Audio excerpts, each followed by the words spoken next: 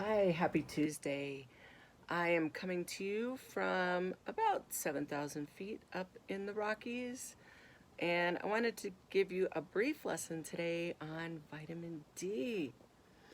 So, if I look away, it's because I have lots of notes on this. There's only so much I can retain, and I love to look at my notes because I want to make sure I capture everything. Vitamin D, if you didn't know, is not actually a vitamin. It's actually a steroid hormone. And in 1921, it was discovered by Sir Edward Mallenby, and it was titled as a vitamin, and for some reason, it's always maintained that title.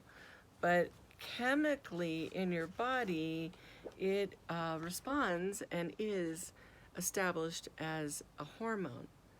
Vitamin D is what is called fat soluble, means that when you eat it, when you take it with a fat, it's going to get better absorption into your body.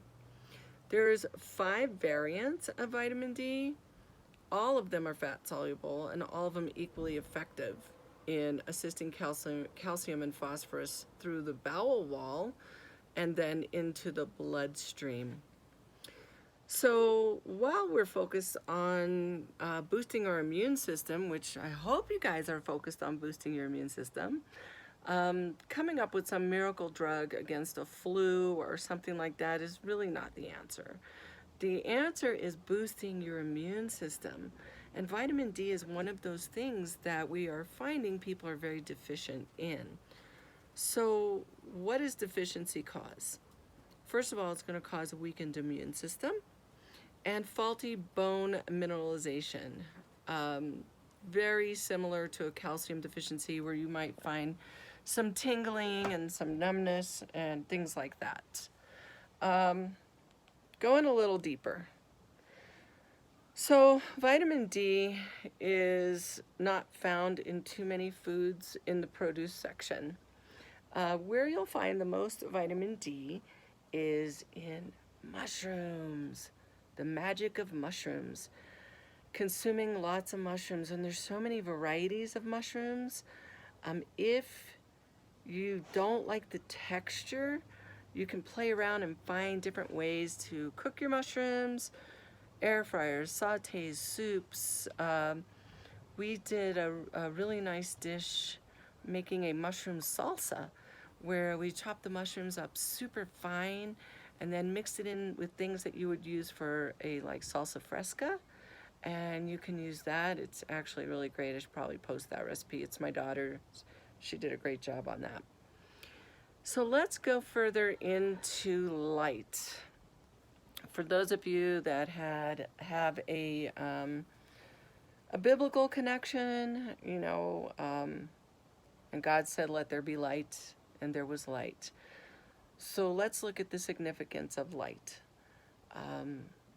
We can look at light as sunlight, the light that we are getting from the sun, and vitamin D is best sourced from the sun. So how do you get the sunlight and also keep yourself, away from the perils of skin cancer? So it's recommended that you get 20 minutes a day of sunlight on your body in the earlier morning when the sun is less intense, directly onto your skin. It is then where the cholesterols on your skin are converted into vitamin D, but then the vitamin D has to go through kidney and liver process in order to become absorbed.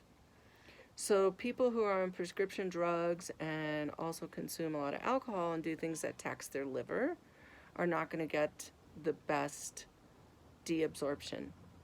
So here's my tip of the day. Get outside in the morning, enjoy the vitamin D, 20 minutes on your skin.